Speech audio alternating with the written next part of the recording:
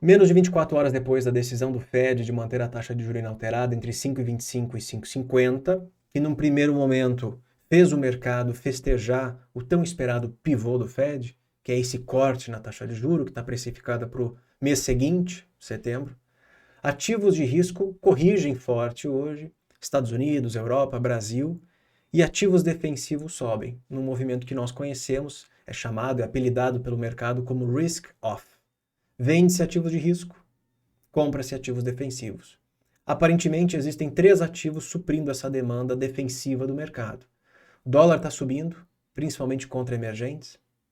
O ouro está subindo 0,41 e os juros americanos estão derretendo. O que aconteceu? Gente, 24 horas depois da decisão do Fed, estava todo mundo dando risada ontem.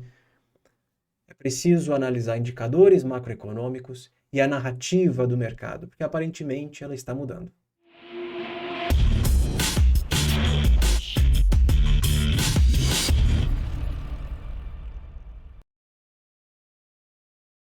Temos aí um mar vermelho nos mercados hoje.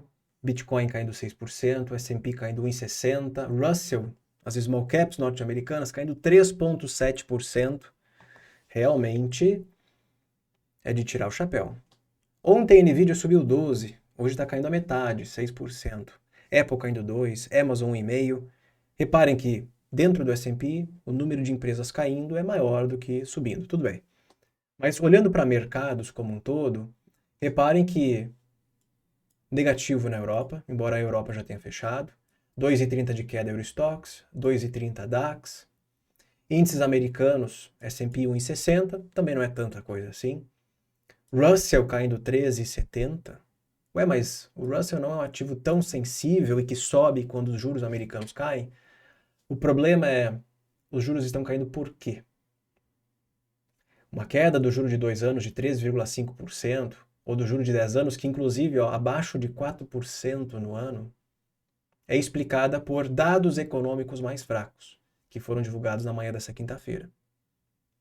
Já falei para vocês que a diferença entre o soft landing e o hard landing é soft landing, uma economia que continua crescendo, nem que seja um pouco mais frágil, mas crescendo, um mercado de trabalho ainda robusto e com a inflação voltando para a meta.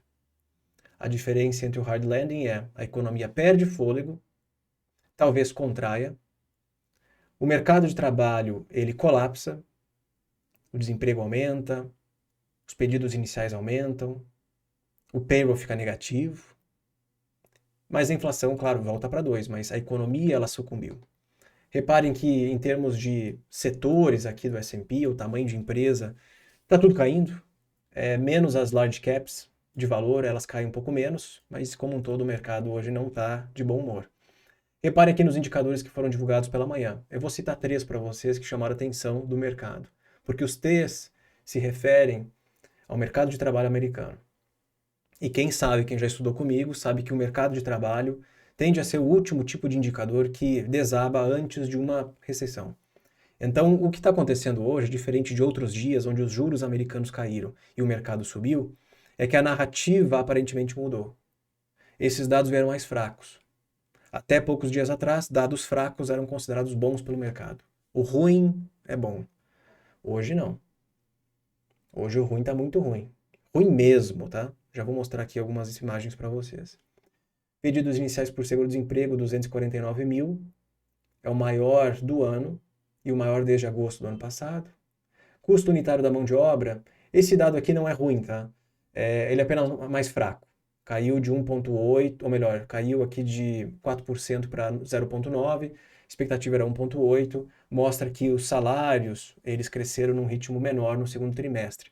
Lembrando que isso aqui é apenas uma prévia, que somado com uma produtividade que veio acima do esperado, legal, maravilhoso. Só que o movimento de risk-off começou depois da divulgação do PMI e ISM industrial, que eu já falei para vocês várias vezes, não é tão importante quanto o PMI e ISM de serviços, que será divulgado na semana que vem. Mas por que dessa vez o mercado deu tanta atenção para esse dado aqui? Que a gente sabe que, por mais que seja importante, tem um que é melhor ainda, que é o de serviços. É porque aqui dentro dele, o componente de empregabilidade caiu e não foi pouco, de 49,3 para 43,4, o menor desde a pandemia. Então aqui são 3 dados do mercado de trabalho americano que vieram fracos. E como eu já mencionei antes, quem já estudou comigo sabe que de todos os indicadores que a gente olha aqui, existe uma ordem dos mais importantes até os menos importantes.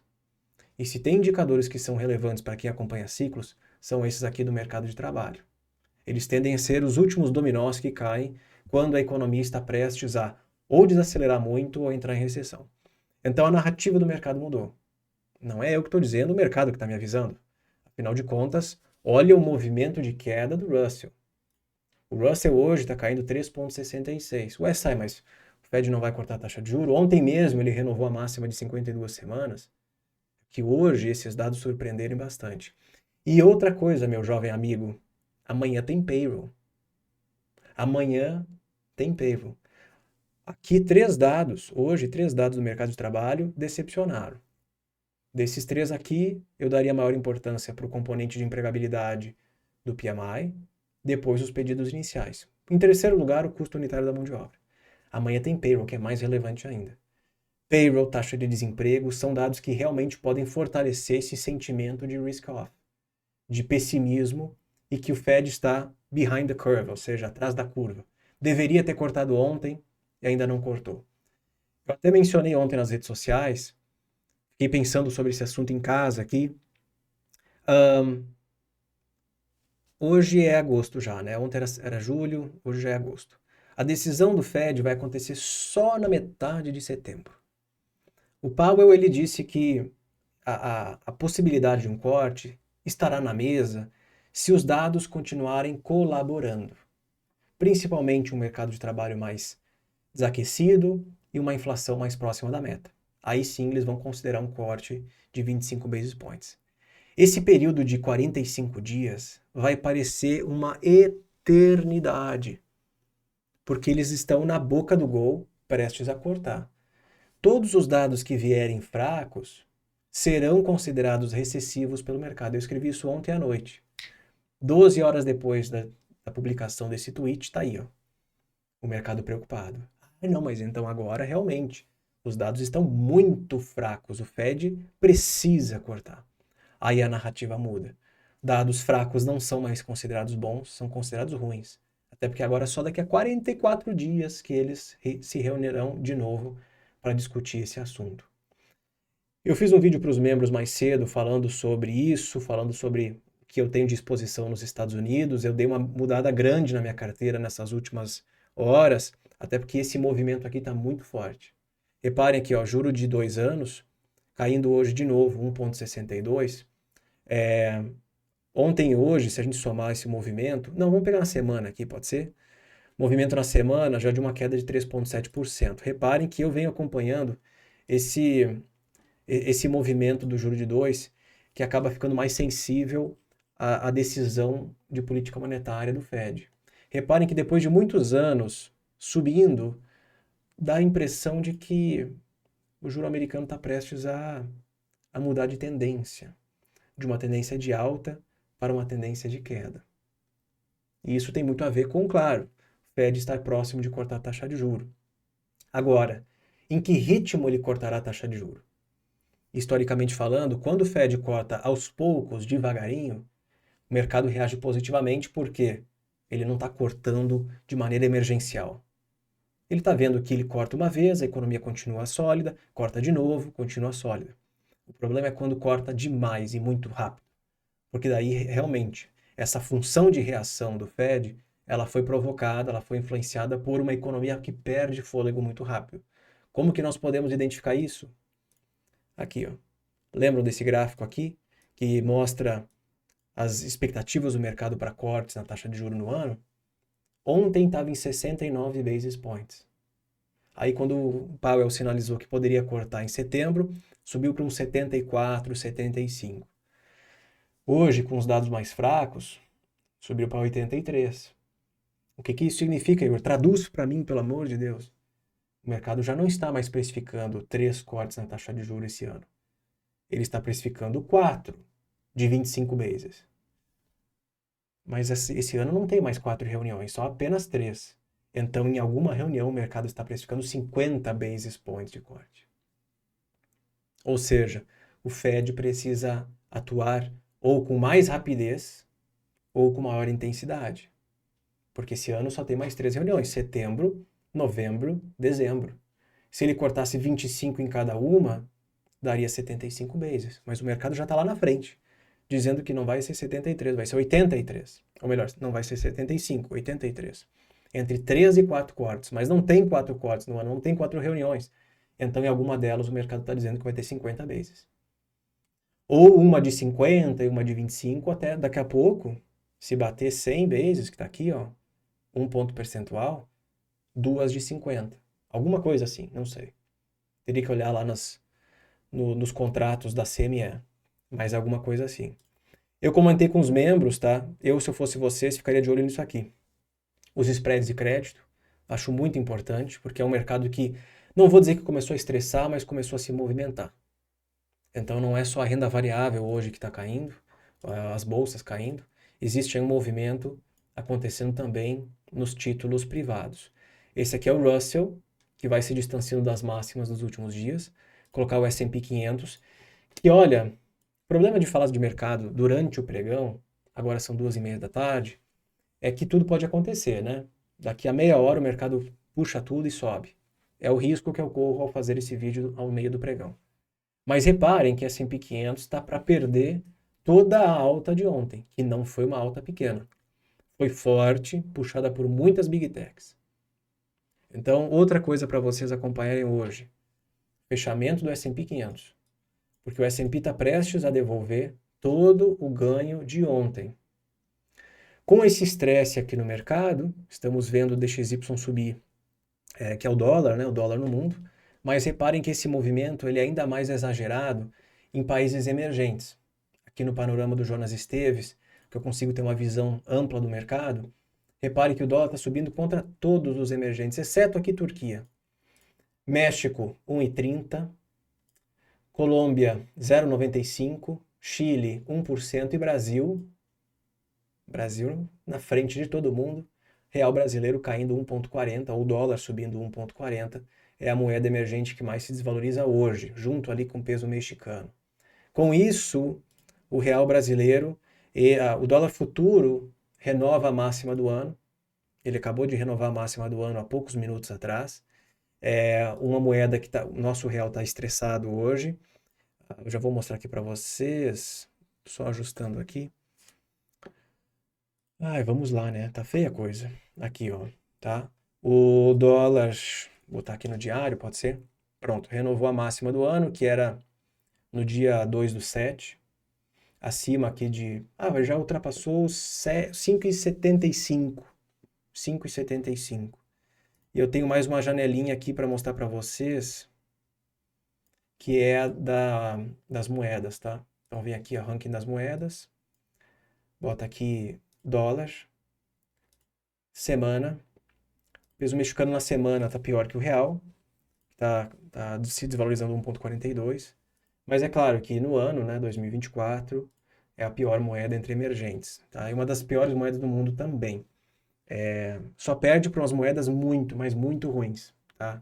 Tem algumas que são bem piores que nós. Mas repare que no ano a gente está se depreciando em relação ao dólar 15,3%. Aonde eu quero chegar com toda essa história? Olhando para o mundo, de um ponto de vista global, a depreciação do real hoje é explicada lá de fora. O problema está vindo lá de fora. Não é algo dentro de Brasil. Então, o dólar se valoriza contra absolutamente tudo hoje que é emergente, ainda mais com esses dados aqui que eles dão a impressão para o mercado que é possível uma recessão nos Estados Unidos. Amanhã tem payroll, é o dado mais importante. Agora ele acabou de ganhar uma importância ainda maior. O payroll de amanhã ganhou uma importância ainda maior.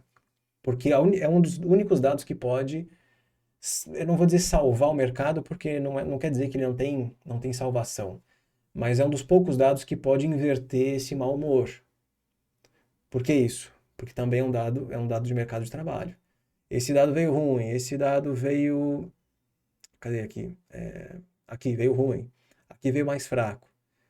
A sensação que passa é o mercado de trabalho está em apuros, tá? Tem preocupações ali no meio. Tá, mas se o payroll vier 200 e pouquinhos mil, desemprego 4,1, sem mudança nenhuma, ele dá uma segurada nesse pessimismo do mercado. Então tem que ficar de olho no que vai acontecer amanhã, tá?